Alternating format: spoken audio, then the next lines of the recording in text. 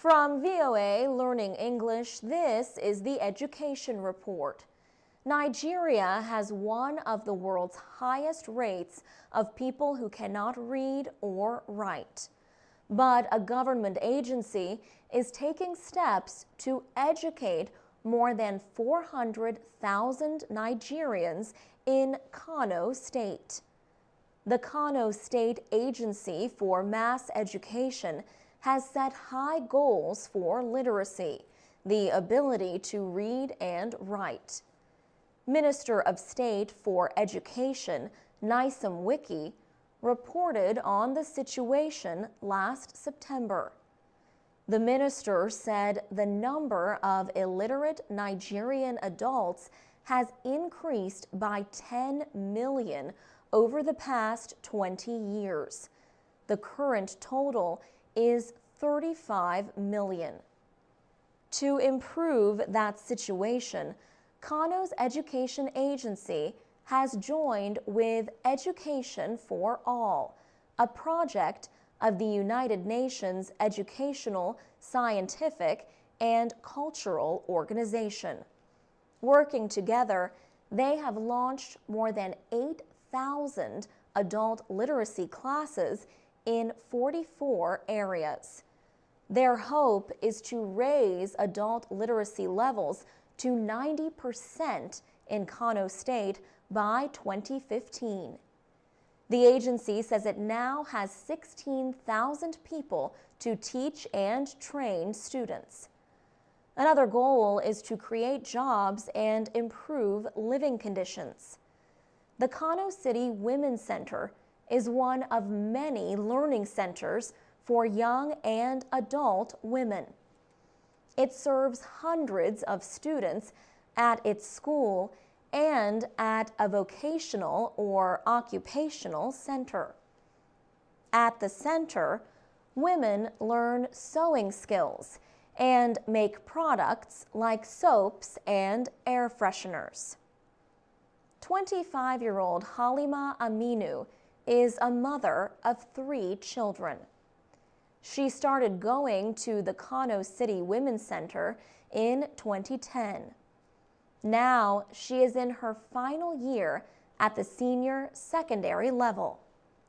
Halima Aminu hopes to continue her education at the next level and someday become a medical doctor.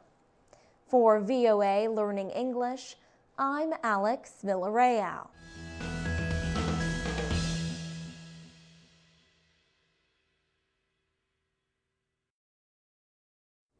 This is the VOA Special English Education Report. What American students are expected to learn has long been different from state to state. We talked last time about the tradition of local control of schools. To some people, the lack of national academic standards is an important limit on federal powers.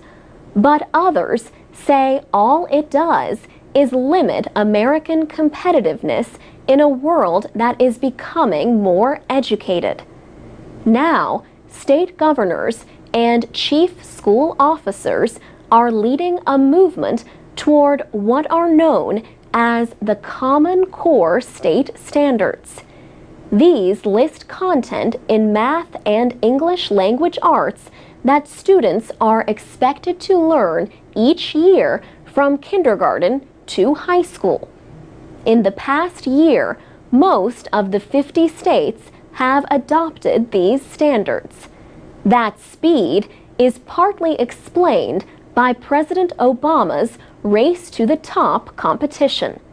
Accepting the standards helped states that competed last year for federal money for school reform efforts.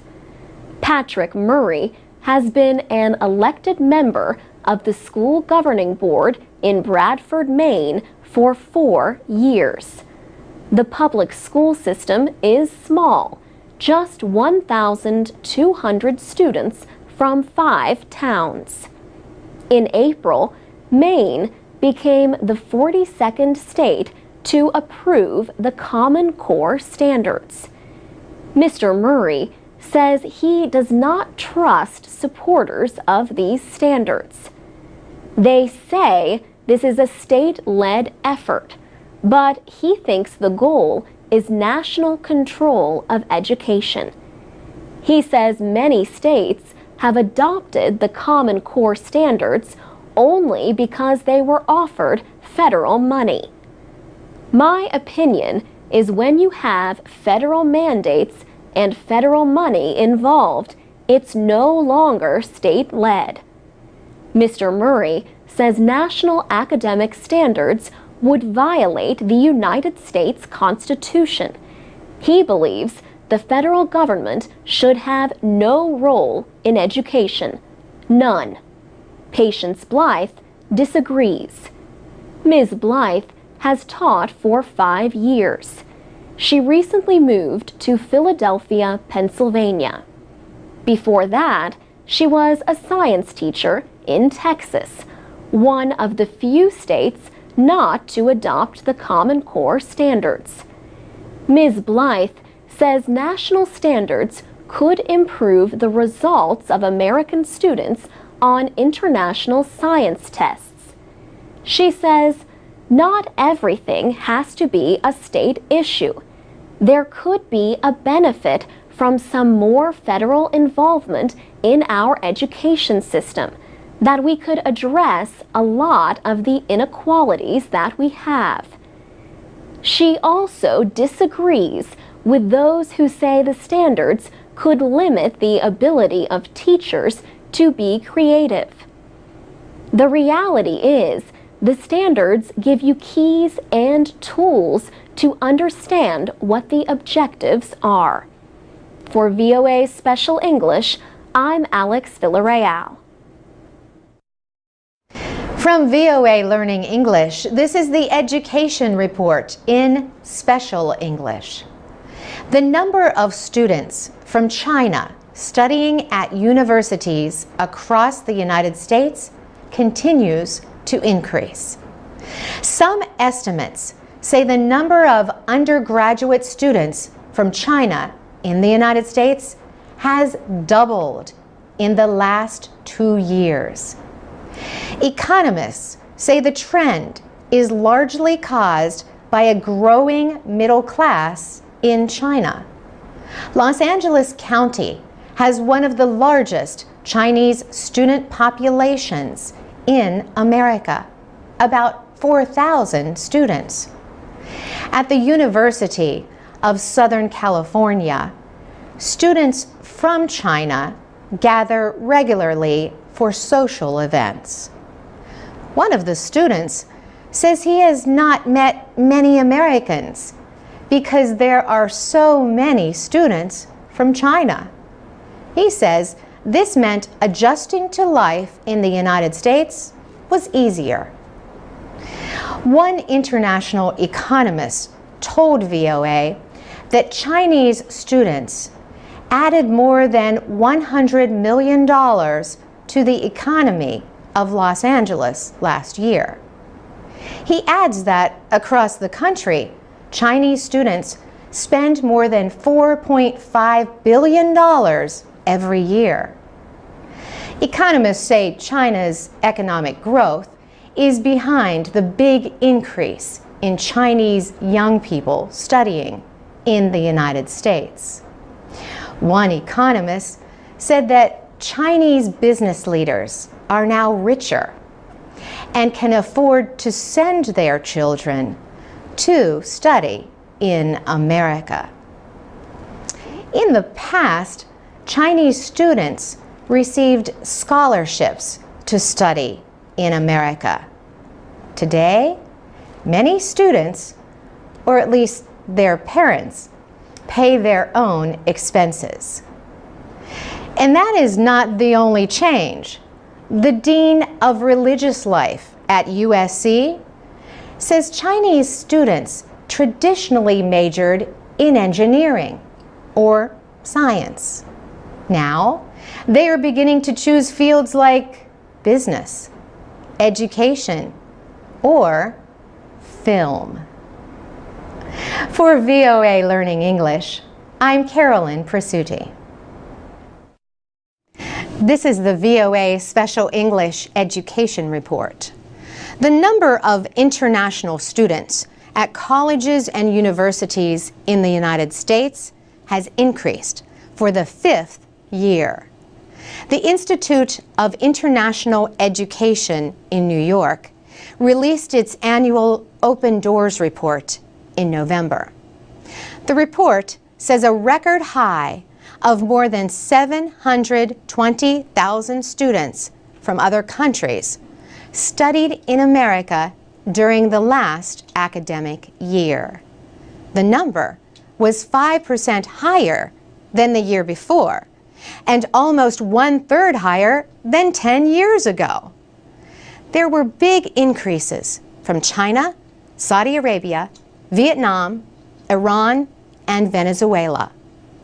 Almost 22% of international students were Chinese, with increases especially at the undergraduate level.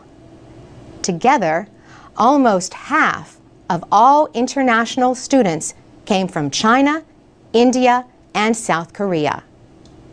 Peggy Blumenthal at the Institute says Chinese students are now studying throughout the United States. 10 years ago, she says, students from China knew about only a small number of universities in the United States. But now, they are being admitted to community colleges, liberal arts schools, and research universities across the country. Ms. Blumenthal suggests one reason for the increase is a lack of space in Chinese colleges for everyone who wants an education. She says students and their parents are also looking for a different educational experience. More international students study in California than any other state, followed by New York, Texas, Massachusetts, and Illinois. For the 10th year in a row, the University of Southern California in Los Angeles led the country, with more than 8,600 foreign students. The most popular area of study for international students is business and management, followed by engineering. Some schools are making special efforts to welcome students from other cultures. Workers greet students in different languages at a dining hall that the University of California, Los Angeles spent $5 million to modernize. Peter Angelis is an assistant vice chancellor at UCLA. He says 40% of the students are Asian, and opinion surveys showed that students wanted more Asian foods. The Open Doors report says about 45% of international students in the United States are women.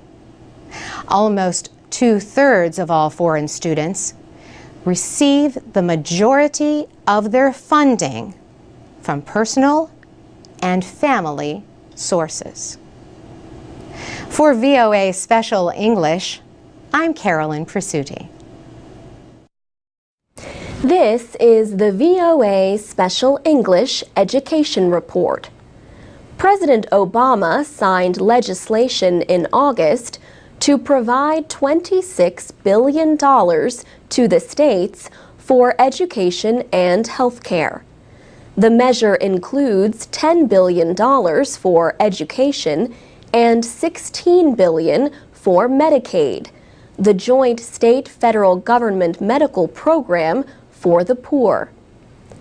The legislation will help 160,000 teachers and 150,000 police and public service workers keep their jobs.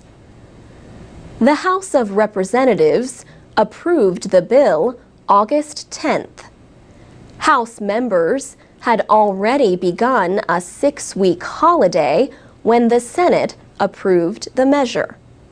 Speaker of the House, Nancy Pelosi, took the rare step of calling House lawmakers back to Washington to vote on the bill and send it to President Obama without delay. President Obama has stressed the importance of education for all Americans. He said this is necessary for the country to compete among some of the world's fastest-growing economies.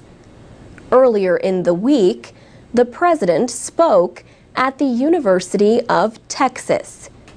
He talked about the decrease in college graduation rates in the United States.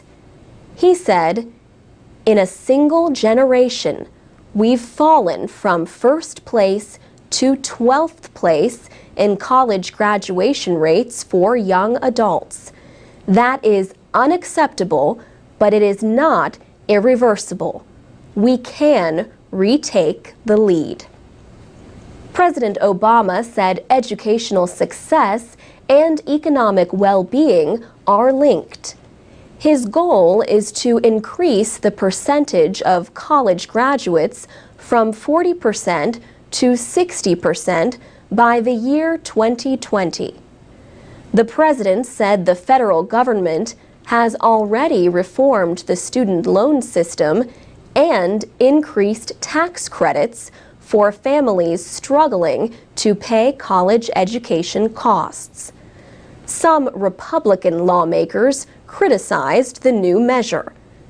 House Republican leader John Boehner dismissed the emergency jobs measure as more wasteful spending aimed at pleasing the Democrats' traditional union allies. Hours before the vote, President Obama told reporters at the White House that education and the safety of communities should not be political issues. He said, "Those interests are widely shared throughout this country. A challenge that affects parents, children, and citizens in almost every community in America should not be a Democratic problem or a Republican problem. It is an American problem." And that's the VOA Special English Education Report. I'm Alex Villarreal with the VOA Special English Education Report. On November 2nd, the United States held congressional and state elections in a year defined by voter dissatisfaction. Democrats tried to excite their party's base of support in an effort to limit Republican gains. That base includes young people.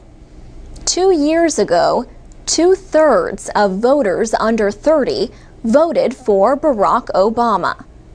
The president urged them to remember that excitement and his campaign for change. His efforts to reach young voters included appearances on MTV and The Daily Show with Jon Stewart, along with college visits. The president spoke to about 35,000 people at Ohio State University. He said, "And now we are not just advocating change. We're not just calling for change.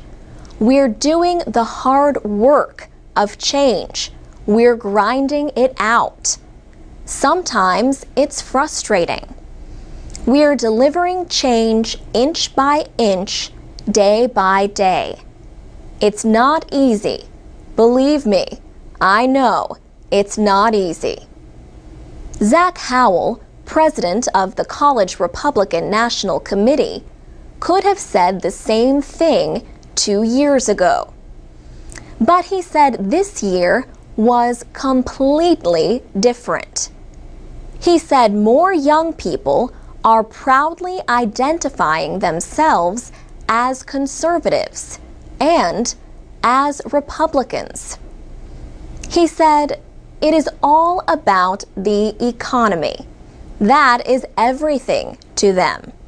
I mean, 20% of college graduates are unable to find work right now. So young people are concerned about their futures."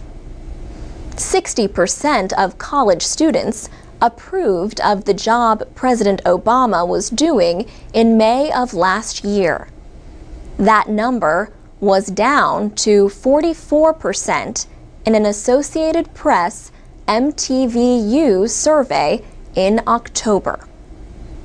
Heather Smith is executive director of Rock the Vote. Her group tries to get young people to become politically active. She says schools need to provide more civics education, and states need to continue their efforts to make voting easier. More and more Americans vote early. Some states even let people register and vote on the same day. But Ms. Smith says the voter registration process may be one reason why young people are less likely to vote. But getting more people, especially young people, to vote is harder in years without a presidential election. For VOA Special English, I'm Alex Villarreal. Join us online at voaspecialenglish.com and on Facebook and Twitter at VOA Learning English. This is the VOA Special English Education Report.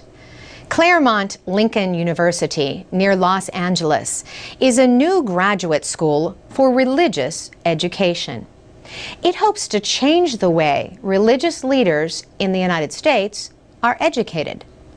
The school will train Muslim, Jewish, and Christian clergy together.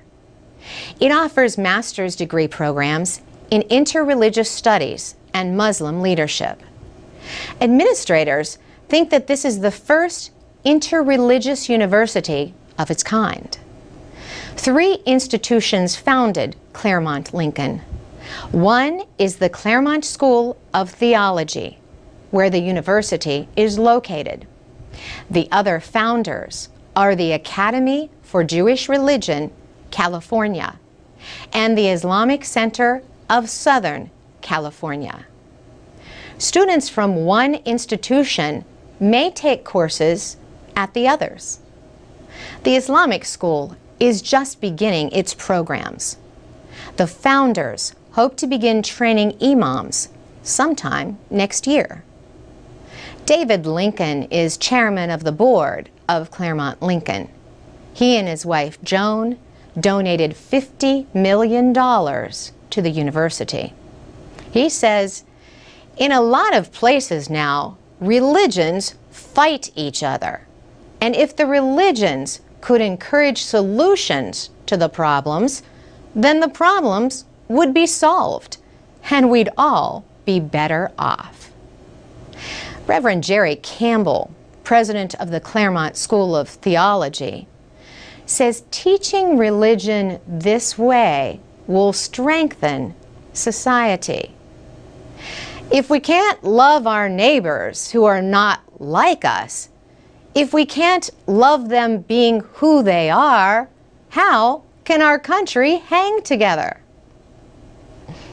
Jihad Turk is Director of Religious Affairs for the Islamic Center of Southern California.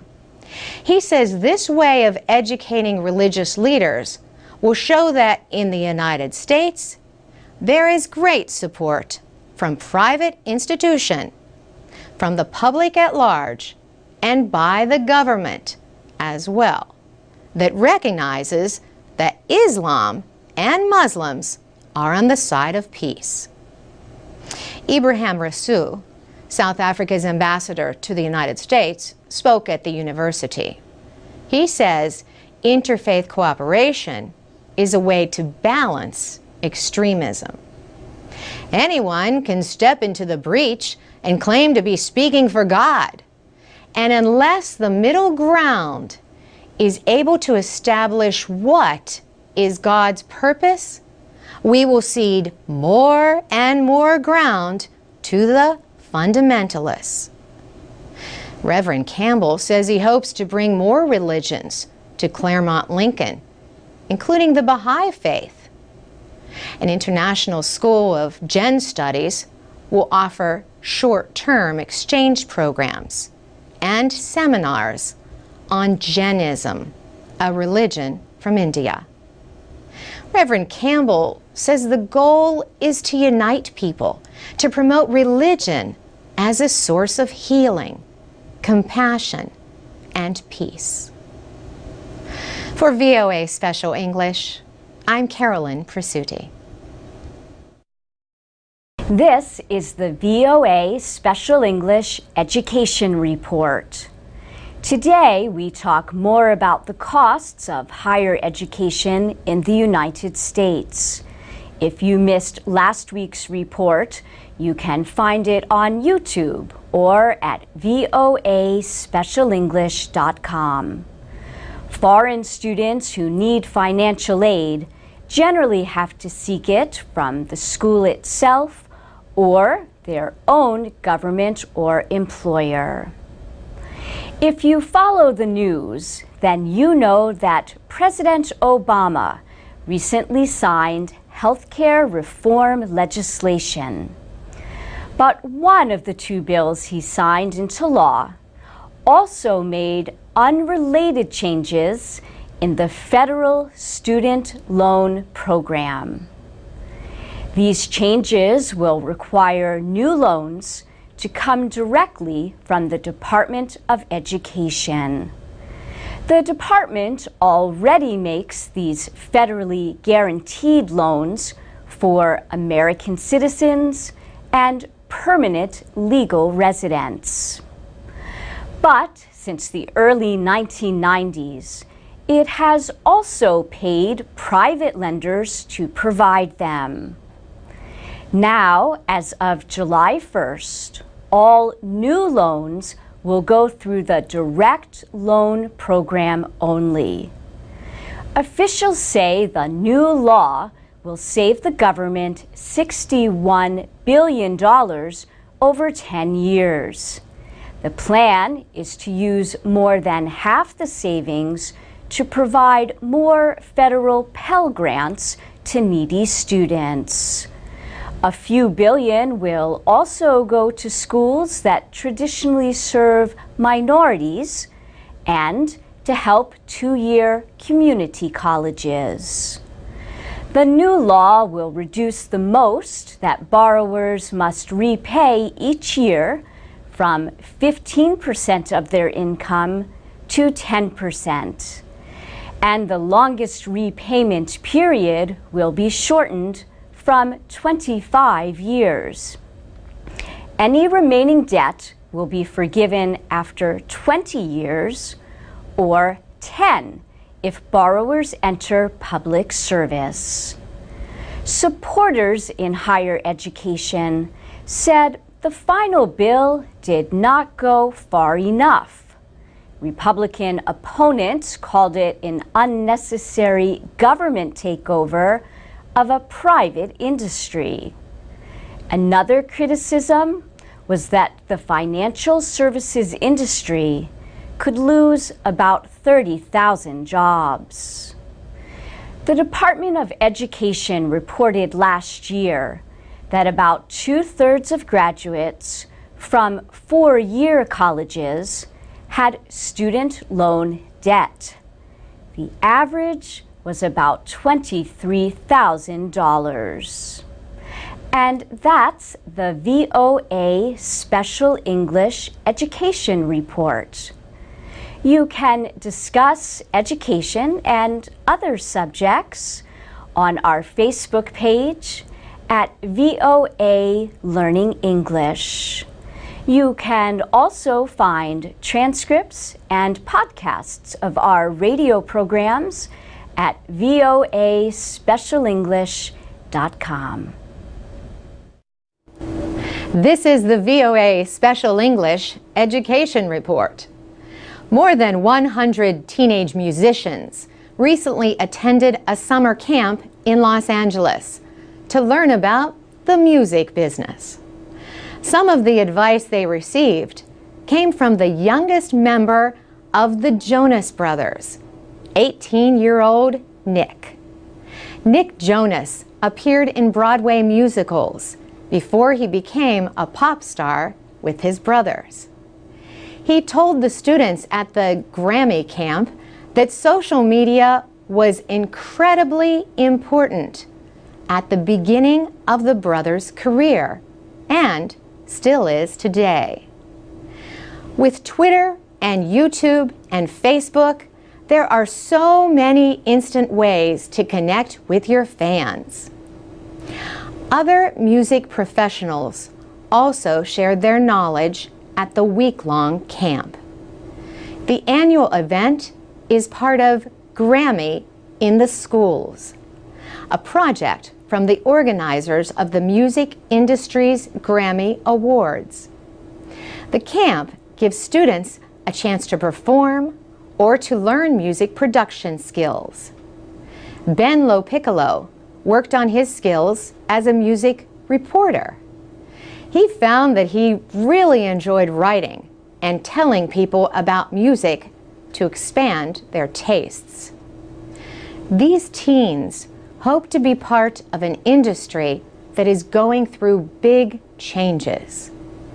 Kristen Madsen at the Grammy Foundation points to the influence of social networking on sites like Facebook and Twitter.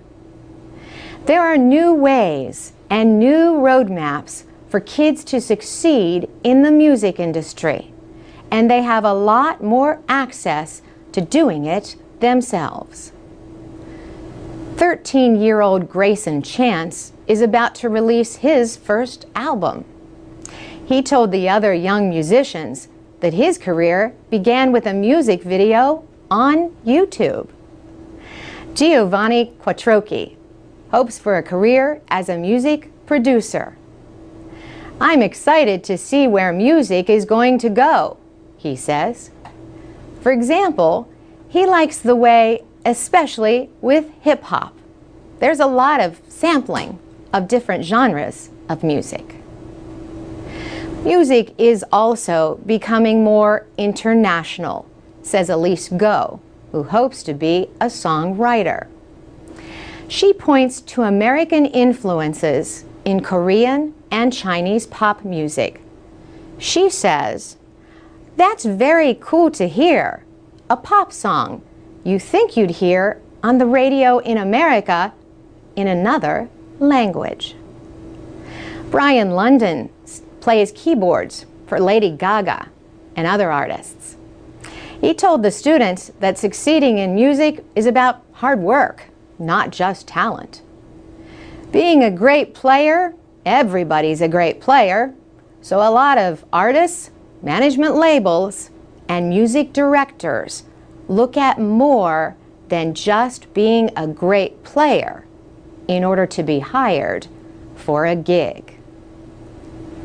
For VOA Special English, I'm Carolyn Persutti. You can watch a video about the Grammy Camp at voaspecialenglish.com.